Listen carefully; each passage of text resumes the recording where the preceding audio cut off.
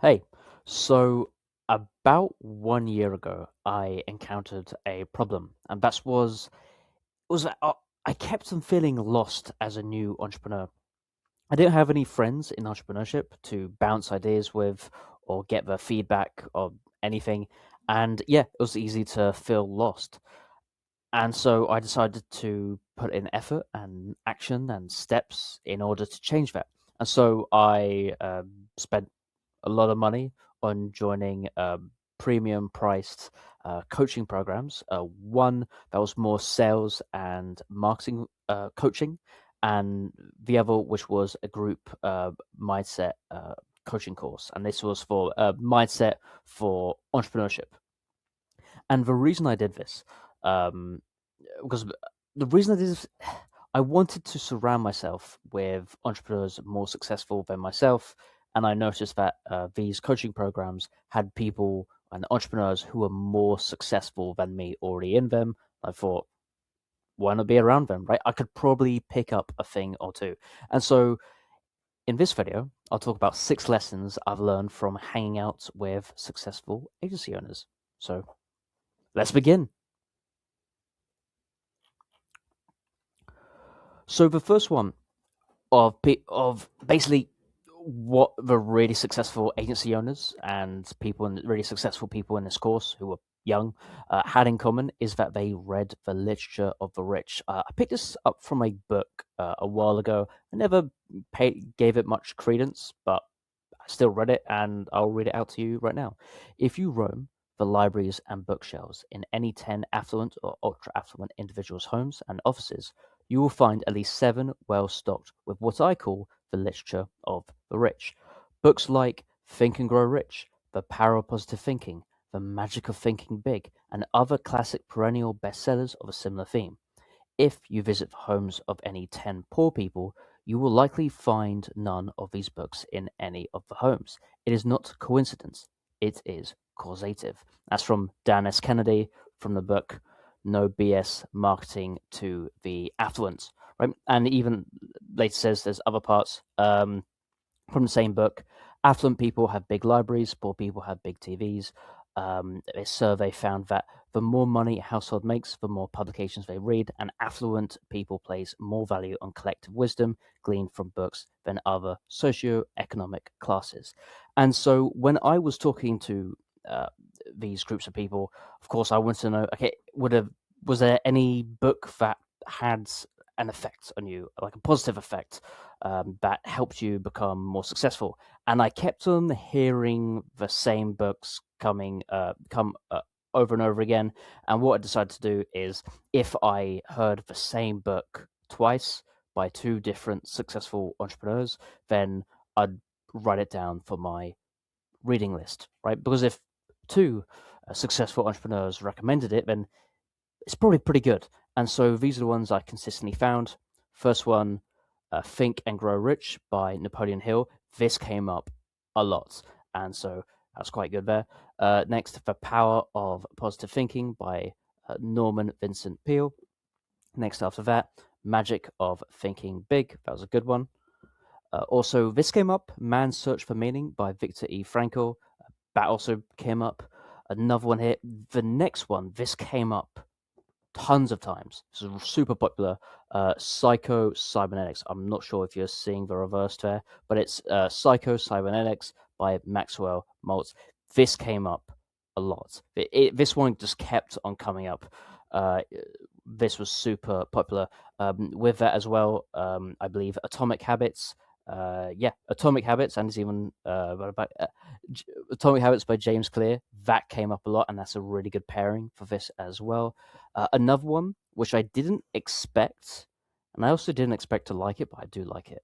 I'm still reading it because it's a big book, and that's Reality Transurfing. That's a massive book. I'll just um, show you the two widths, right? This like double the width, and this is not quick reading. This is very dense and difficult, but this is a really interesting book that I quite like. And so this is probably reversed. I think it is. I'm not sure. Anyway, Reality Transurfing by Vadim Saland, super unique book, and it kept on coming up. Other ones that kept on coming up was Release Your Brakes, Jim Newman, and The Power of the Subconscious Mind by Joseph Murphy. Those are the ones that consistently came up, and so that's 9 books there, right? So 1, Think and Grow Rich; 2, Power of Positive Thinking; 3, Magic of Thinking Big; 4, Psycho-Cybernetics; 5, Atomic Habits; 6, Man's Search for Meaning; 7, Reality Transurfing; 8, Release Your Brakes by Jim Newman; and I think 9, Power of the Subconscious Mind by Joseph Murphy.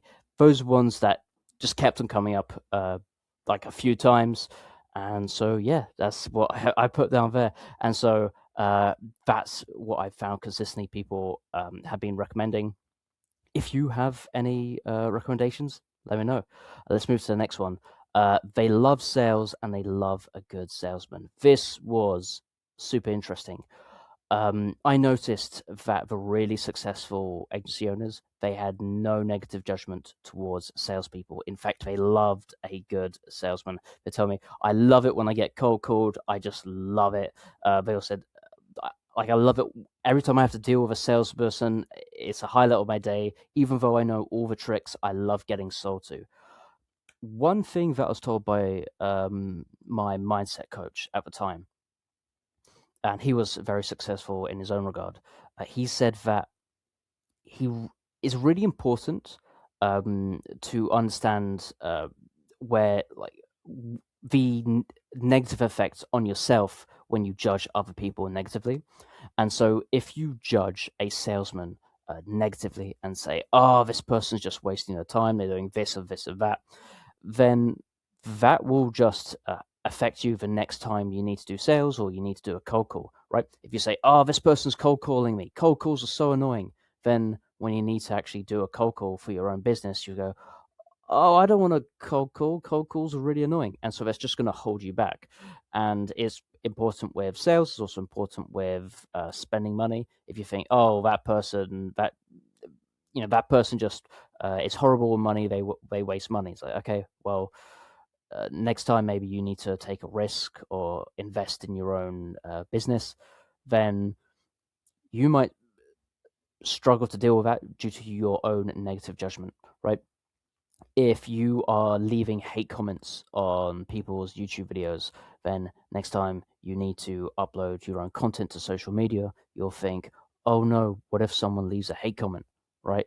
Whereas if you don't leave hate comments, you'll think, well, I think they're rather silly. They can do what they want, but I'm not going to do that, right? When you don't judge other people negatively, it allows basically there's more mental headroom, and it stops from you from holding back. And so I kept finding there was no negative judgment towards salespeople at all, and in fact, they loved a great salesman. I consistently found this with even like my own clients that I got in my agency. They don't hate salespeople; they just hate bad salespeople. They love a good one, right? And so that's something really important. If you think you're interrupting someone's day, if you're calling someone, arguably they're quite successful, they generally don't hate salespeople. They just hate bad ones. So do your best to not be a bad one. And another thing I noted here that most founders here came from a sales background themselves, hence why they also liked sales. Sales backgrounds were super common. Let's move to the next one. The next one was Bottleneck Thinking. They think through bottlenecks. I'll be quick with this one. Basically, what is the bottleneck thinking is what's the number one thing stopping me from going from point A to point B? What is slowing me down? How can I speed up the boats? And what's slowing me down the most? This kept on coming up, just this way of thinking that, hey, just don't focus on being good at this, this, or this. Just what is the number one bottleneck? Let's solve that. And so, yeah, that's how they thought. This would come up a lot, like trying to find resonance in marketing. If they couldn't find it, they would just go out and get it, and they did that by contacting like the direct ICP fits, so ideal client profile. They'd find, okay, who would be the perfect client? Can I go to that person and learn, well, what do they think? Like, get market research, even be willing to pay for them to like give me their opinion. That came up.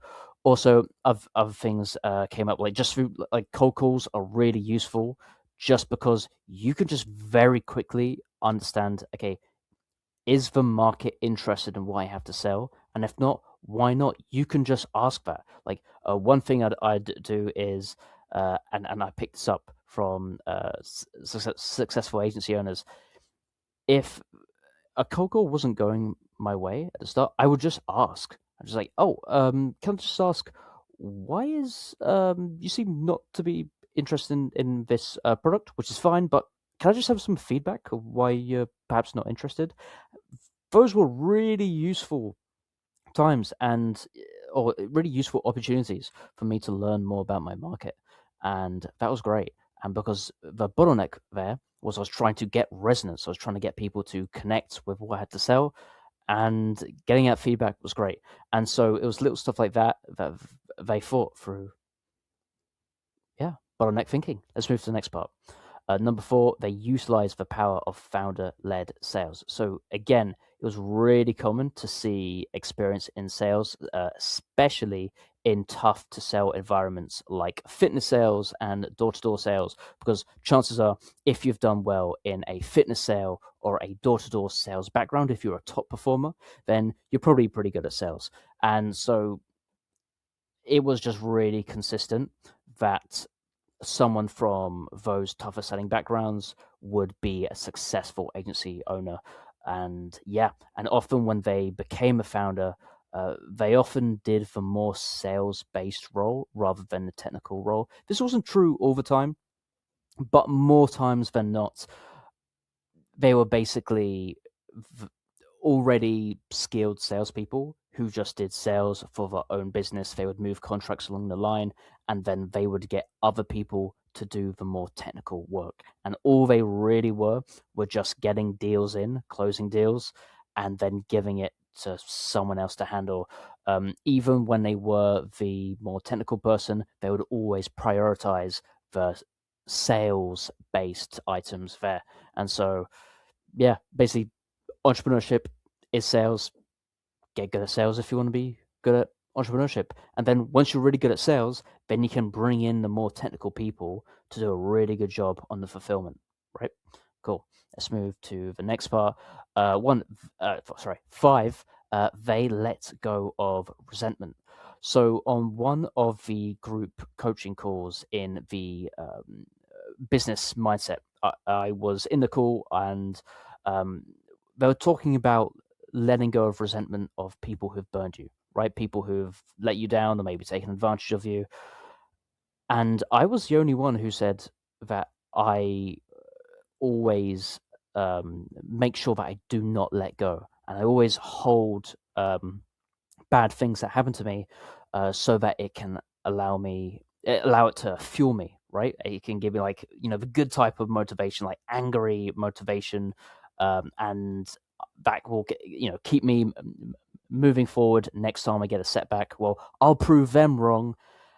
And then all these people who were all more successful than me, because I was the least successful person in the call, all these people who are more successful than me just looked at me like I, you know, was crazy. And the main coach, Johannes, he said, "Yeah, Daniel, this will just hold you back. Letting go of resentment helps you move on." And I was like, I don't know. I think it's gonna help me. He's like, "No, it's not. It's not." And so the rest of the call was just him trying to drill into me, Daniel. You have to let go of resentment. This will not help you at all. And what he said is, holding onto anger, it's like grasping a hot coal with the intent of throwing it at someone else. You are the one that gets burned. And he says, Daniel, whatever you do, you cannot hold up to resentment because you are the only one. Like, and then we even like talked in depth about what I was resentful for. And what he said was, Daniel, they're not even thinking about you at all, but you are letting them live rent free in your mind. don't do that. That only hurts you. And so it was super common with the more successful people. They don't hold on to resentment. They just let it go. And I, that's what I do now, right? I just let go of things. And number six, the last one, is attitude to risk. So they perceive risk very different from regular people. Most regular people will think, "Oh, this could go wrong here. This could go wrong here." But people will look at me like this will be so embarrassing if I admit to a failure. They see missing opportunities as the real risk. That came up a lot, and it was super interesting because I didn't think like that originally. And yeah, I just want to kind of sit with that. It goes against a lot of what most people think. Most people again are like terrified of looking stupid or losing money or doing the wrong thing, but they would see that differently. They would see like, okay, your effort as kind of like chips on a poker table. You might lose if you go in on a round of poker, you might lose a few chips. But on the bigger picture, if you never go in, then you're never gonna win, right? You're gonna have to pay a few chips to sit down at the poker table. Sometimes you'll have good hands, sometimes you'll have bad hands, but you're never gonna win at poker if you're too afraid to not spend a couple chips. And yeah, they just had a really different attitude to risk and risk taking. And again, they saw missed opportunities as a risk. So yeah, that's my video. I hope you enjoyed it. I hope it gave you some insight. And yeah, I hope you have a wonderful rest of your day. See you guys. Bye bye.